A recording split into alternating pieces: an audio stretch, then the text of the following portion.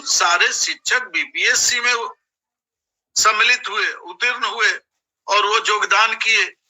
तो नियोजित शिक्षकों के बीच में से भी एक बहुत बड़ा घड़ा, लगभग 1,87,000 शिक्षकों ने सक्षमता परीक्षा में सम्मिलित हुए और उत्तीर्णता हासिल कर ली। राजकर्मी का दर्जा तो स्वतः मिल जाएगा उन्हें, जैसे बीपीएससी वालों को मिला। और जब उनका योगदान की प्रक्रिया आई तो एक जो निर्धारित नियमावली है उसके तहत से गुजरना पड़ा, उनका काउंसलिंग हुआ और औपबंधिक नियुक्ति पत्र उनको मिलने जा रहा है और 1 जनवरी से लेकर उनका योगदान शुरू हो जाएगा। उनके वेतनमान भी अलग होंगे, उनकी सुविधाएं भी अलग होगी और उनकी जितनी सरकारी सुविधाएं होगी वो प्रदत्त होगी।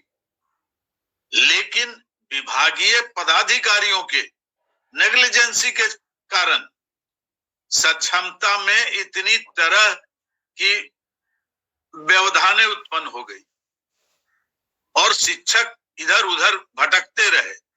और नियमावली में भी सेवा निरंतरता की बात नहीं है। सरकार जब उनसे एक्सपीरियंस के आधार पर सक्षमता परीक्षा या बीपीएससी की परीक्षा आयोजित की है, प्रधानाध्यापकों की है, तो उनका अनुभव कहाँ जाएगा?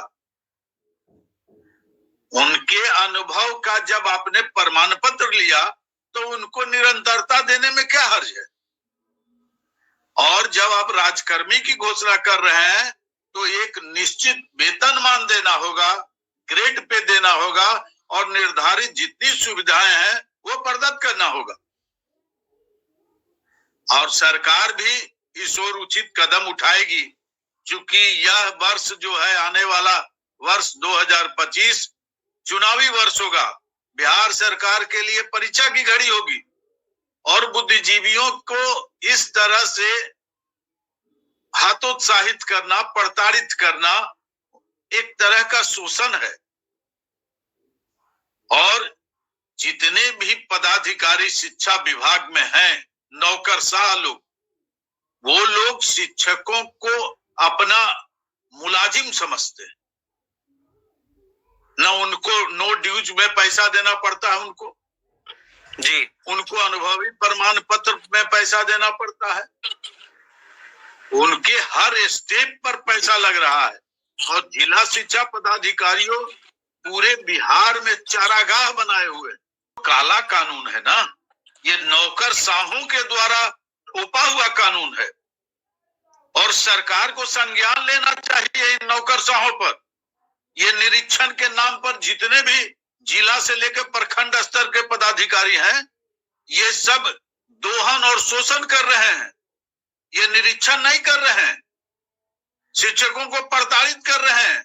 ये वातानुकूलित सब जगह एसी और सुविधा गाड़ियों की मिल गई है और ऊपर से उगाही का पैसा, दलाली का पैसा, इसके चलते इनका निरीक्षण और जितना जो कार्य है वो सब कार्यालय में बैठकर किया जा रहा है। शिक्षकों को बुला बुला कर पैसा लिया जा रहा है, चाहे उनकी प्रोन्नति की मामला हो, पदोन्नति का मामला हो, इंक्रीमेंट का मामला हो, सेवानिवृत्ति का मामला हो, पेंशन का मामला हो, ये उगाही का अड्डा बनाए हुए।